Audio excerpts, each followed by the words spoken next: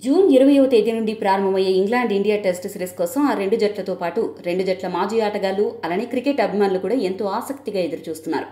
గత 2 నెలలకు పైగా ఐపీఎల్ మేనియాలో క్రికెట్ ప్రపంచం ఊగిపోయింది. కానీ టీమిండియా ఒక జట్టుగా ఆడి చాలా కాలమైంది. కాబట్టి ఈ సిరీస్పై అభిమానులు ఆసక్తి కాస్త ఎక్కువగానే ఉంది. అదే సమయంలో సీనియర్ క్రికెటర్స్ లేకుండా భారత యువ జట్టు ఎలా ఆడుతుంది అనే ఆతృత కూడా ఉంది. ఇటువంటి పరిస్థితుల్లో ఈ విషయాలన్నింటి గురించి విశ్లేషణలు కూడా విపరీతంగా మొదలయ్యాయి. తాజాగా ఇంగ్లాండ్ మాజీ బ్యాటర్ నిక్ నైట్ టీమిండియా గురించి కీలక విశ్లేషణ చేశాడు. ఆ విశ్లేషణ చాలా ఆసక్తికరంగా ఉంది. ఆ విషయాలను ఇప్పుడు మనం చూద్దాం.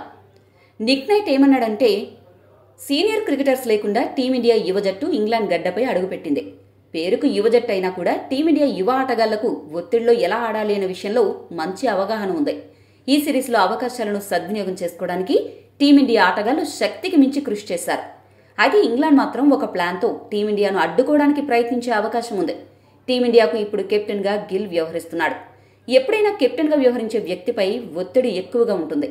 ముఖ్యంగా ఇండియా లాంటి జట్టుకు కెప్టెన్సీ చేయడం అంటే ఆ ఒత్తిడి ఇంకాస్త ఎక్కువగానే ఉంటుందని చెప్పొచ్చు.